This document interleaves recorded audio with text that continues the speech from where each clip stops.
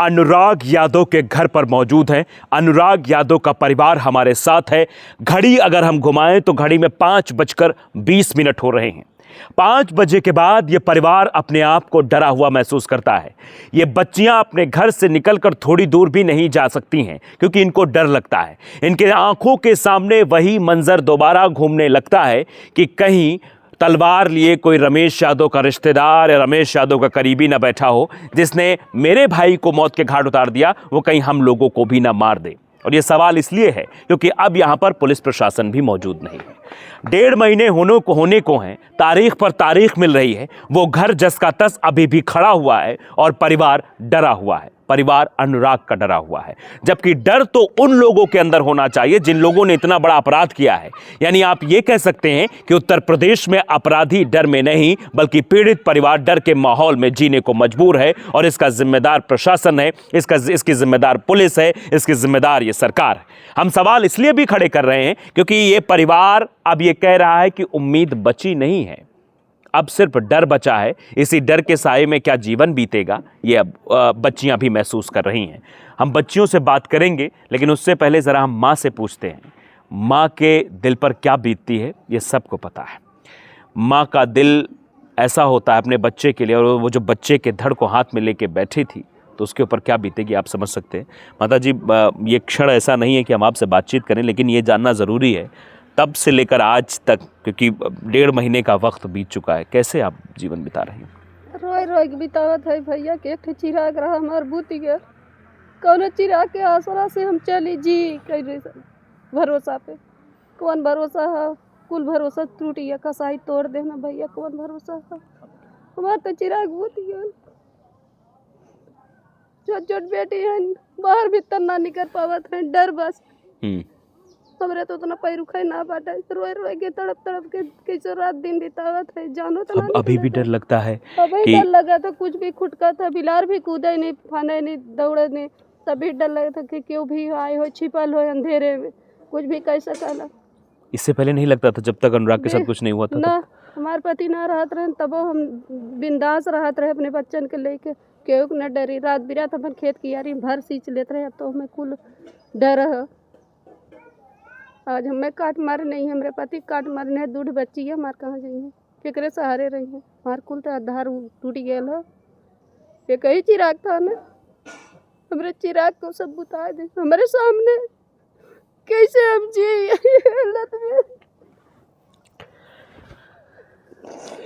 जी के पाले पोसे हमें सौरे की नहीं सेवत रहली, खियावत जियावत रहली, अपने हाथे उन्हें संवारत रहली, तेके हम 8 घंटा लेके बैठे लाली, कटल मुड़ी वो करे जा कैसे रही भैया।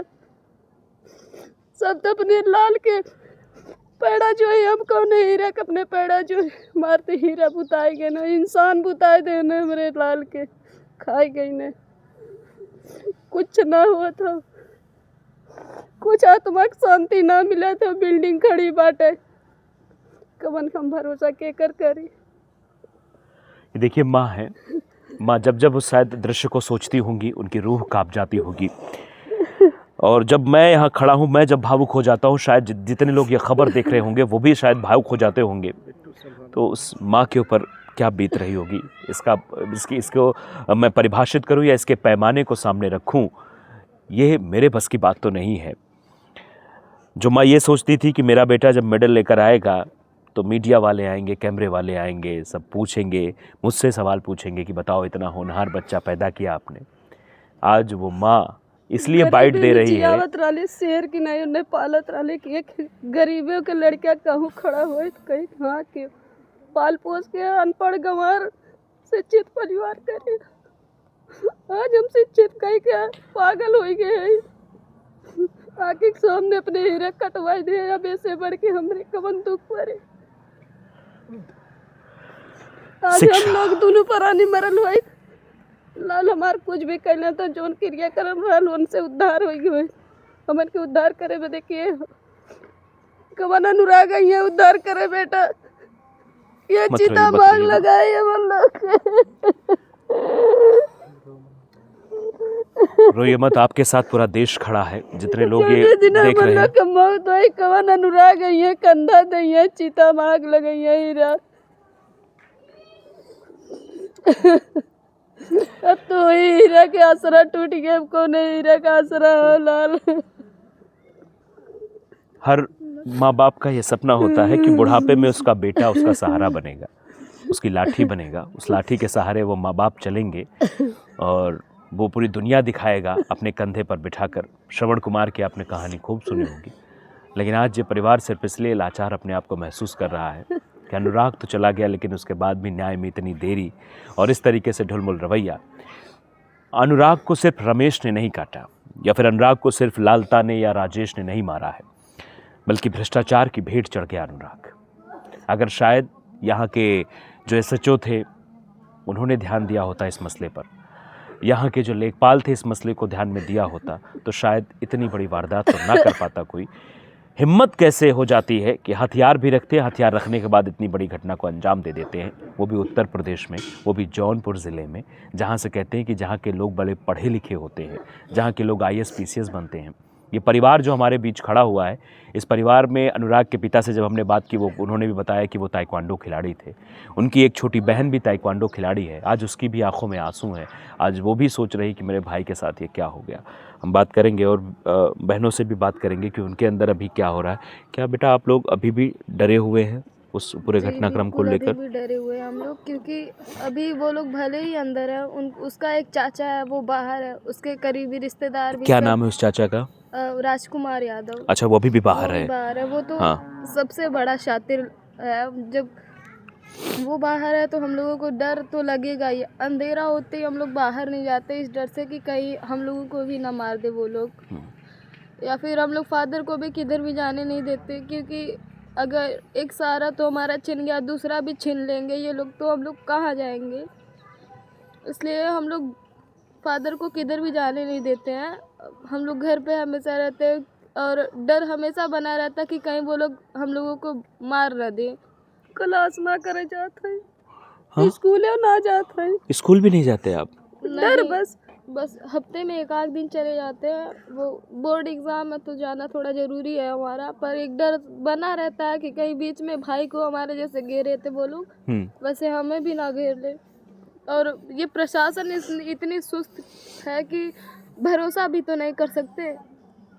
बताइए, ये बड़ा सवाल है जो बच्ची उठा रही है कि आखिरकार कहाँ है पुलिस, कहाँ है योगी आदित्यनाथ की पुलिस, कहाँ है योगी आदित्यनाथ के वो दावे महिला सशक्तिकरण के, कहाँ है वो बेटी बचाओ बेटी पढ़ाओ के दावे जो आज यहाँ जौनपुर में नहीं दिखाई दे रहे हैं, जो कबीरदूनपुर में नहीं दिखाई दे रहे हैं, क्योंकि यहाँ की बेटी इसलिए लाचार है, डरी हुई है कि उसको न्याय नहीं मिला है अभी तक बुलडोजर नहीं चला है, अभी तक पुलिसिया ऐसी कार्रवाई नहीं हुई जिससे वो लोग कांपे जो ऐसी योजना बना रहे होंगे। आज बच्ची डरी हुई है, वो कॉलेज नहीं जा रही है, वो पढ़ाई नहीं कर पा रही है, तो इसके पीछे का जिम्मेदार कौन है? यहां की लचर कानून व्यवस्था इसकी जिम्मेदार है। अगर शायद इन बच्चियों को यह भरोसा दिलाया जाता कि कोई बात नहीं, अनुराग के साथ ऐसा हुआ है, इस पर हम कठोर कार्रवाई करेंगे और कार्रवाई करके दिखाते, तो इन बच्चियों को प्रशासन और पुलिस पर भरोसा होता। लेकिन आज इनका भरोसा टूटा है, तो आप समझ सकते हैं कि बातें जो बैनरों तक दिखाई जाती हैं, जो पोस्टरों तक दिखाई जाती हैं, उनका तथ्यात्मक कितनी सच्चाई है वो आपके सामने है। तथ्य ये है, असली बेटी बचाओ बेटी पढ़ाओ की सच्चाई ये है कि विज्ञापन पर 80% पैसे खर्च कर दिए जाते हैं, लेकिन बेटियों को आगे बढ़ाने के लिए, प्रोत्साहन देने के लिए, उनको ढांढस बंधाने के लिए पुलिस यहां पर मौजूद नहीं, और यहां खाली है। आज लगभग 40 दिन से ऊपर का वक्त हो रहा है, यहां सब कुछ खाली, एक भी पुलिस प्रशासन के लोग यहां नहीं दिखाई दे रहे हैं। ये बताने के लिए काफ़ी कि आज परिवार में किस तरीके डर का माहौल है। देखिए, बड़ी बेटी भी है, इनसे भी बातचीत करेंगे हम। अभी आपको भी डर लगता है? आप पढ़ाई करती हैं अभी? जी बिल्कुल, मेरा BA फाइनल ईयर है, अभी मेरा एग्ज़ाम आ रहा है, 23 तारीख से स्टार्ट है, बट मैं कॉलेज नहीं जा पा रही हूँ। मुझे इतना डर लगता है कि कहीं मुझे रास्ते में घेर के लोग मार न दे, जैसे मेरे भाई को घेरे थे लोग जौनपुर में। अच्छा, जौनपुर में पहले भी घेरे थे? हाँ। मतलब ये गला काटने, मतलब मारने के पहले घेरे थे? 1 हफ्ते पहले तो। हाँ। मतलब वो वहाँ से चला आया था, 10 मिनट पहले निकल गया था, तो उसके दोस्तों से बस पूछे लोग कि अनुराग है क्या। बाद में जब वो लोग घर पे आए घटना होने के बाद, तब वो बताया कि दीदी ऐसे वो लोग पूछ रहे थे, मुझे नहीं पता था कि यही लोग मारने के लिए पूछ रहे हैं। और डर हमेशा, अभी आधे 1 घंटे के बाद ना हमारा हैंडपम्प तक जाने में मुश्किल हो जाता है। अच्छा। हाँ, हम लोग पानी लेने के लिए नहीं जाते, 2-3 लोग साथ में जाएंगे, अभी माता जी बता रही थी कि अगर बिल्ली कहीं गुजरे, कुछ हाँ। खटपट हो तो तब भी डर लगता है। हाँ, अभी इधर से मतलब खपरेले पे बिल्ली चढ़ती है ना, तो उधर से कुछ भी गिरता है, इधर हाँ। उधर इतना डर लगता है, जैसे लगता है कोई आ रहा है, भाग के कोई आ रहा है, अभी कोई छुपा रहेगा, दरवाज़ा नहीं खोलते हम लोग, डर बस। आप सोचिए कि हम लोग जी कैसे रहे हैं, एक अंदर इतना बड़ा जेहन में इतना बड़ा डर बैठ गया है कि हम लोग सांस लेना मुश्किल हो रहा है, और हम ऐसे घुटन महसूस होती है इसी घर में कि कहीं हम लोग चले जाए, हमारा कुछ नहीं होगा, हमें न्याय नहीं मिलेगा, इससे बढ़िया है कि हम यहाँ से छोड़ के चले जाए, लेकिन लड़ रहे हैं, अपने भाई के लिए लड़ रहे हैं। हम ये चाहते हैं कि हम अपने लिए नहीं तो कम से कम उसके लिए कुछ करेंगे, ताकि वो जहाँ भी है खुश रहे, क्योंकि यहाँ पे हम लोग उसे कभी उदास नहीं देखते थे, कभी वो मायूस हो जाता था तो हम लोग पूछते थे क्या हुआ, कैसे हुआ, क्यों इतना उदास है, अच्छा नहीं लगता। लेकिन आज हमने उसे खो दिया, हम कभी कहीं ना कहीं हम अपने आप को दोषी मानते हैं कि हम उस टाइम थे, हम नहीं बचा पाए उसको। अच्छा, आपके सामने ये सब कुछ हुआ था? जी बिल्कुल, हमारे सामने उसका सर मेरे पैर के पास आके गिरा, सोचिए हमारे ऊपर उस टाइम क्या बीती होगी। अभी हम खड़े कैसे हैं भाई, उस टाइम तक हम लोग कैसे थे, हमें खुद नहीं समझ में आ रहा है, और हम जिंदगी भर डरते रहेंगे इस बात के लिए कि हाँ वो लोग अभी भी जीवित हैं, और हैं तो अच्छा, सलाखों के कोई पीछे। राजकुमार की बात अभी छोटी बहन आपकी कर रही थी, कोई राजकुमार है वो अभी देखिए, बाहर है? हाँ वो बाहर है, और वो एक नंबर का फ्रॉड आदमी है, क्योंकि उसी के सह से, और जो दारोगा था राजेश, उसके सह से ये सब होता था, और वो लोग चाहे तो आज भी घटना करवा सकते हैं। अच्छा। वो इतना साहस रखता है वो आदमी, पहले से मतलब इधर उधर के लोग जानते थे उसको कि हाँ वो मतलब इतना काम करता है, छिनैती डकैती बाकी सब कामों में वो बहुत माहिर था, और वही जब भी कुछ होता था वो गांव से बाहर चला जाता था, और फिर जब भी आता था तो कोई ना कोई घटना होती थी। अच्छा, शिकायत में आप लोगों ने बताया नहीं था जब पुलिस अधिकारी पूछे थे राजकुमार भी है? बताए थे हम लोग, हाँ। तो दरोगा साहब से हम लोग बोले थे, हाँ। हम तो अभी उनके सामने भी बोल सकते हैं। हाँ। वो हम बोले कि भैया मेरे थे, बोले कि उनका नाम लिखिए, तो बोले कि हम समझ लेंगे, हम अपने हिसाब से कर लेंगे। अच्छा, ये समझ लेंगे। ये क्या बात हुई, मैटर हमारा इतना बड़ा कांड हो गया, अभी आप अपने हिसाब से करेंगे, आपके हिसाब से होते होते एक की जान चली गई, क्या हम 4 लोग भी बचे जो वो भी मर जाए? बताइए, हम जो 4 हैं वो भी अपना प्राण त्याग दें ऐसे आपके हिसाब से कहते कहते? मतलब आपको लगता है कि ये ढुलमुल रवैया जो अपनाया गया वो अभी भी है? मतलब अनुराग की हत्या के बाद भी पुलिस वैसे ही काम कर रही है जैसे अनुराग की हत्या के पहले था? जी बिल्कुल दिख रहा है, जिस एक्शन में इतना एक्टिव थी, कांड होने के बाद इतना एक्टिव थी, चाहते तो ये ढवा देते जो विवाद की जड़ है, उसको ढवाना चाहिए ना, और एनकाउंटर तुरंत करना चाहिए, लेकिन हुआ नहीं हुआ। इतना बड़ा कांड हो गया, उसको तो लोग देखना भी पसंद नहीं करेंगे, अगर वो गांव में आ जाए तो लोग पत्थर से उसको पीट डालेंगे, लेकिन प्रशासन उसको अच्छे से ले गई, बैठाई आराम से उसको कार में और लेके गए जेल में बंद किए। ये क्या है, बिना हथकड़ी के। लेकिन सब कहते हैं कि अपराधियों के अंदर खौफ है, मतलब उन लोगों के अंदर खौफ नहीं है अभी भी? खौफ आप लोगों के अंदर, डर आप लोग डर रहे? हम लोग रहे हैं, कैसा खौफ है, खौफ रहता तो वो लोग अभी ऐसे बच्चे नहीं रहते, अब तक उनका एनकाउंटर हो गया होता, या तो वो फिर से धमकियां नहीं देते, कि जितने बचे उनको मारेंगे। अच्छा, अभी भी धमकियां देते एक को हैं? मारने पे जो धाराएं लगती वही 10 को मारने पे लगेंगी। ये क्या है, धमकी ही है ना। हम बताइए, अपने परिवार को संभालें या कॉलेज देखें या जॉब करें, या ये सोचें कि हाँ अभी भाई के लिए लड़ना है? क्या बचा हमारे पास? कुछ नहीं बचा है, हमारा तो वजूद ख़त्म हो गया। आप देखिए कि ये बहुत ही दुखद है, क्योंकि परिवार गरीब है, और जैसा मैंने पहले भी कहा कि गरीब के लिए न्यायिक व्यवस्था अलग तरीके से होती है। क्या गरीब को न्याय मिलने में वक्त लगता है? क्या गरीब न्याय का हकदार नहीं है? क्योंकि अनुराग के साथ हुआ वो पूरा देश देख रहा है, वो कोई छिपी घटना नहीं है, उसमें कोई जांच का विषय बनता ही नहीं है। जबकि मंगेश यादव में अगर एनकाउंटर होता है तो फिर इस मसले में भी लालता, राजेश और रमेश के साथ वही होना चाहिए था। ये परिवार शुरुआत से ही मांग कर रहा है, लेकिन गिरफ्तारी जिस अंदाज में हुई उस अंदाज को लेकर सवाल सब खड़े कर रहे हैं। खैर, वो अलग की बात है, लेकिन जो थोड़ी बहुत उम्मीद प्रशासन से बची थी कि बुलडोजर चलेगा, वो भी नहीं चल रहा है, और ऐसी कार्रवाई ना होने की वजह से परिवार कितना डरा हुआ है आप ये समझ सकते हैं। पिता हैं, पिता के ऊपर अब पूरी जिम्मेदारी आ पड़ी है। पिता अपने जो बेटे के साथ इनका इंटरेक्शन था, जो ऑफ कैमरे हमारी बातचीत हुई, वो मित्रवत था। एक मित्र की तरह दोनों लोग बात करते, दोस्त की तरह बात करते थे, इंटरेक्ट करते थे, आज नहीं है। तो कहीं ना कहीं एक दोस्त और एक बेटा जो शायद इस परिवार को बाद में चलाता, इस परिवार को आगे बढ़ाता, वो नहीं है। और पिता भी हमेशा डरे हुए रहते हैं, भी डरे हुए महसूस करते हैं, क्योंकि बच्चियां हैं, बच्चियों की चिंता तो लगी रहती है। तो आपको तो चिंता भी होती होगी, फिर परेशानी भी होती होगी कि बच्चियां हैं, रात बिरात का मसला है, अभी एक राजकुमार कोई बचा है। जी भैया, बिल्कुल चिंता रहती है कि मेरी बच्चियों को कोई कुछ कहे ना, कोई कुछ करे ना, कोई मार न दे, चिंता तो रहेगी ना। मैं बुढ़ा आदमी क्या करूँगा। हम्म। एक बेटा था जो इन लोगों को साथ में लेकर टहलता था। मुझे भरोसा था, उस पर भरोसा रहता था कि मेरा बच्चा है। बच्चियों को इन लोगों को साथ में बाइक पे लेके जाता था, कॉलेज साथ में एक साथ जाते थे, तीनों एक ही कॉलेज में पढ़ते थे। अच्छा। सब साथ में जाते थे। लेकिन अब डर बहुत है, बहुत डर है भैया। और वो पहले भी कहता था। अच्छा, आप एक चीज़ बताइए मुझे, क्या उसके आसपास के जो संबंधी लोग थे जिनसे उन लोगों की ज़्यादा बैठती थी, बैठक उठक ज़्यादा था, वो लोग कहाँ हैं? वो लोग हैं यहाँ पर या बाहर हैं कहीं? नहीं भैया, हाँ। जिनसे उनकी जमती थी ना, हाँ। वो बंदा गायब है। अच्छा, कौन कौन है जो गायब हैं? मनोज। मनोज और एक उनका नाम क्या है, लाल मनी। ये दोनों लोग तभी से गायब हैं, आज तक पता नहीं। अच्छा, जब से ये कांड हुआ तब से गायब है? एक होटल था भैया। हाँ। एक होटल था, ढाबा है चाय का।